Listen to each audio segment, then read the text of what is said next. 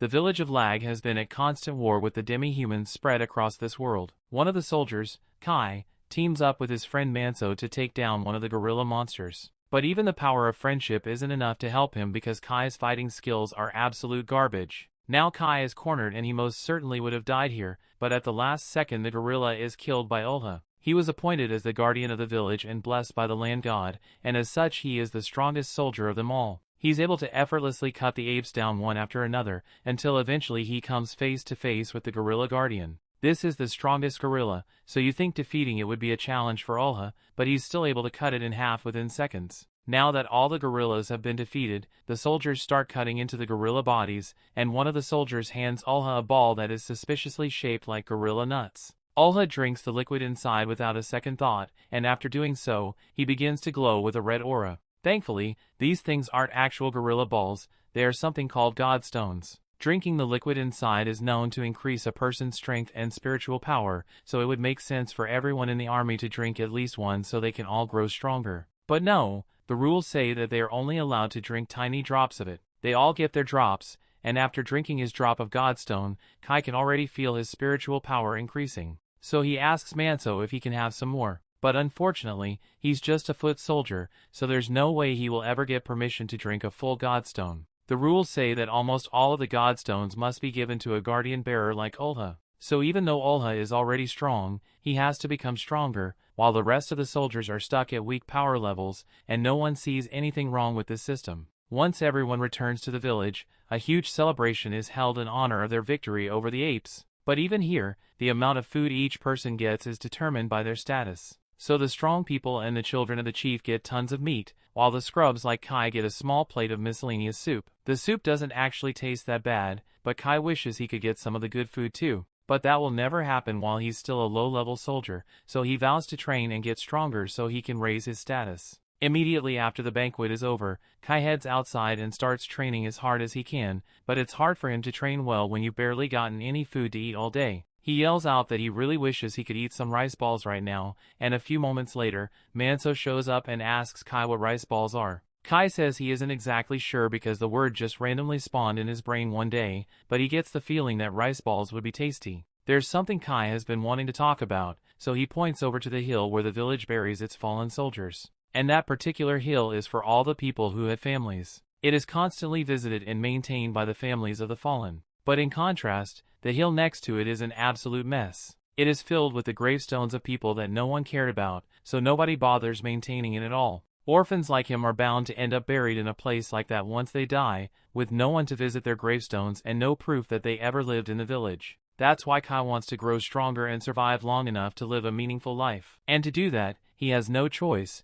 but to eat his tiny food portions and train harder than anyone else. But even that wouldn't be enough to ensure his survival. He would need some kind of special ability to give him an edge on the battlefield, but he's not sure what he could use. At the same moment in the castle, Olha and his sister Jose are walking to their father's room. Olha tells Jose that she doesn't need to concern herself with war briefings because she isn't expected to fight like Olha. Even so, she tells him she wants to defend the village as well, but Olha dismisses her and says a daughter of the chief's family doesn't need to learn how to fight, and no matter how much she begs, he won't allow it. Jose thinks it's unfair that she doesn't get to fight in battles just because she's a girl. As if to rub it in, when she looks out the window, she sees Kai and Manso having fun and training. Since Manso is older and stronger than Kai, he is way better at fighting than he is, so Kai can't do much aside from play defense. Manso tells him he will never get stronger if he doesn't learn to attack. So Kai tries attacking, but when he does, he leaves himself wide open. So Manso is able to knock him back, causing him to fall to the ground and hit his head. As a result, Kai gets a massive concussion. He begins seeing memories of his past life in Japan come flooding back to him. And as his mind flips through memories, he distinctly recalls the word magic. However, when finally regains consciousness, he has no idea what magic means because the word doesn't exist in this world. This isn't the first time Kai has seen unfamiliar memories, and apparently in this world, there are plenty of people who see similar visions, but Kai doesn't think this is worth telling anyone about. Sure, the memories taught him about things like rice balls and magic, but that information is useless to him here, especially since magic was just a fairy tale in Japan anyway. But if he were somehow able to use magic, he would be able to show off during their next battle, and that would definitely raise his status. Meanwhile, over in the castle, the chief has just received a letter from one of the neighboring villages, and it sounds like the other village is being attacked by orcs. So in accordance with the alliance agreement between the two villages, the people of Banya are required to go help as soon as possible. The chief doesn't like the fact that he has to send the soldiers into battle again, even though they have barely gotten the chance to rest and recover from the battle against the apes. But Olha tells him that it is a soldier's duty to be marched around and to die for the village, so they don't have any right to complain. However, the chief reminds him that the soldiers are still a part of the village as well, so he shouldn't treat them as disposable pawns. Back in the barracks, Kai is having trouble sleeping because he can't get the idea of magic out of his head. Manso can tell that something is bothering him, so he asks what's wrong. Kai tells him it's not a big deal, but he had a dream about being able to create fire out of nothing, as strange as it may sound. He fully expected Manso to tell him he sounds stupid, but surprisingly, Manso says he has heard about something similar before. He was once told a story about a strange traveler who came to the village. The man wanted to start a fire, but had no kindling on him, and normally it would be impossible to make a fire without gear. But the man simply raised his finger and created a flame from thin air. Kai is surprised to hear that there's actually a record of someone using magic, but Manso reminds him that he only heard it from an old story,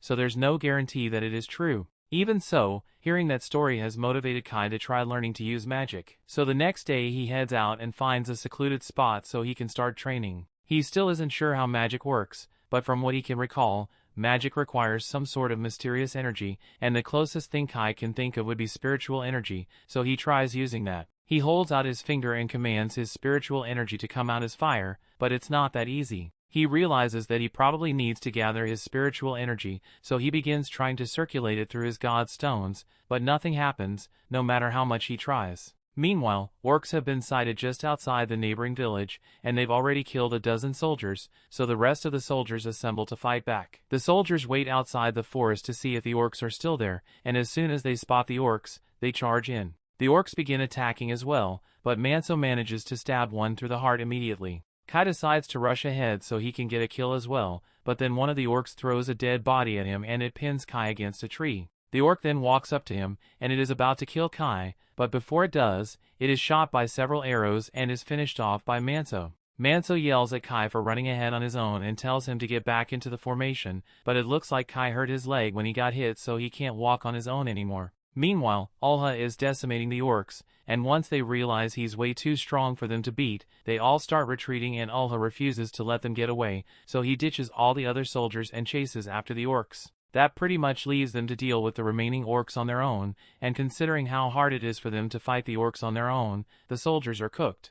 The squad leader orders all the soldiers to run and scatter so most of them can survive. But with Kai's injured leg, he and Manso have no chance of escaping the orc. Kai doesn't want to drag his friends down with him, so he stops Manso and tells him to go on without him. Manso doesn't want to leave Kai behind, but he knows he has no choice, so he apologizes and promises to visit his grave. Manso then runs off in one direction and Kai hobbles away in the other direction. He knows he is hopelessly outmatched, but he refuses to give up on his life. So when he hears the orc approaching, he tries to cast fire magic to defend himself, but it still doesn't work. A few moments later, the orc throws his blade at Kai, and it strikes his shoulder, severely wounding Kai. But on the bright side, the near-death experience makes sparks fly out of Kai's fingers, so maybe he really can use magic. But he might not live long enough to figure that out because the orc runs out of the bushes and starts strangling Kai. Just then, Kai notices the sparks coming from his finger, and he realizes what it means. So he points his hand at the orc's face, and with every bit of willpower he has left, he summons flames to burn it to death. The orc screams out in pain,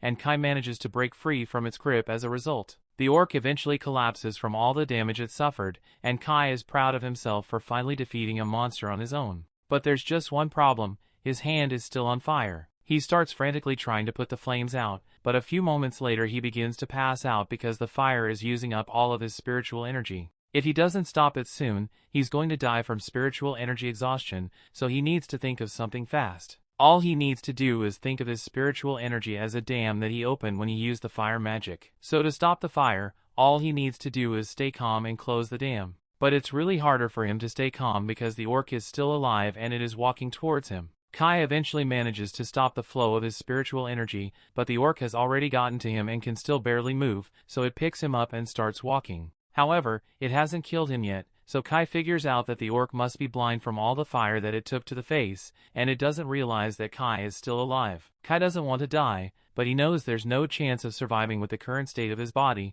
so he at least wants to take the orc down with him. So as the orc walks next to a cliff, Kai slashes it across the chest and both of them fall into the river below. That brings the episode to an end. Thanks for watching. Want next part? Subscribe the channel and turn on notification bell.